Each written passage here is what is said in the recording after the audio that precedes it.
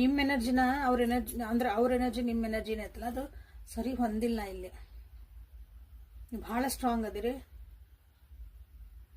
ಒಂದು helping nature ಐತಿ. ಎಂಥ ಕಷ್ಟ ಪರಿಸ್ಥಿತಿ ಇರಲಿ ಯು ವಿಲ್ ಬ್ಯಾಲೆನ್ಸ್ ಇಟ್. ನಿಮಗೆ ಗೊತ್ತು ಅದನ್ನ ಹೆಂಗೆ ಸರಿ ಮಾಡ್ಬೇಕು ಅಂತ.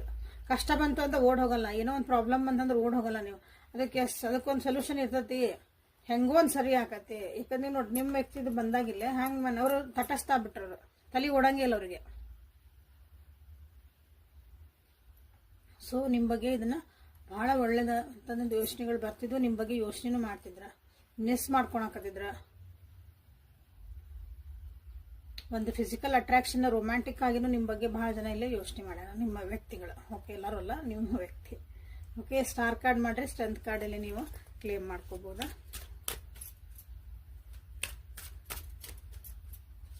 17 8 ನಂಬರ್ ಭಾಳ ಇಂಪಾರ್ಟೆಂಟ್ ಐತಿಲ್ಲ. ಸೊ ಈ ರಿಲೇಶನ್ಶಿಪ್ ಬಗ್ಗೆ ನಿಮ್ಮ ವ್ಯಕ್ತಿ ಏನು ಯೋಚನೆ ಮಾಡ್ತಾ ಇದ್ರು ನಿನ್ನೆ ರಾತ್ರಿ ಈ ರಿಲೇಶನ್ಶಿಪ್ ಬಗ್ಗೆ. ನಿಮ್ಮ ಬಗ್ಗೆ ಆತ ನೀವೆಲ್ಲ ಚೆನ್ನಾಗದಿರಿ, ಚಲೋ ಅದಿರಿ. ನಿಮ್ಮ ಬಗ್ಗೆ ಎಲ್ಲ ಆಸ್ ಅ ಪರ್ಸನ್ ನೀವೆಲ್ಲ ಓಕೆ ಡನ್. ಬಟ್ ಈ ರಿಲೇಶನ್ಶಿಪ್ಪಿಗೆ ಅವ್ರು ಎಷ್ಟು ಅವ್ರ ಎನರ್ಜಿ ಏನು ಹಾಕ್ತಿದಾರ, ಅವ್ರು ನೀವು ರಿಲೇಶನ್ಶಿಪ್ ಬಗ್ಗೆ ನಿಜವಾಗ್ಲೂ ಏನು ಅನ್ಕೊಂತಾರ ನೋಡೋಣ ಅಂತ. The wheel of fortune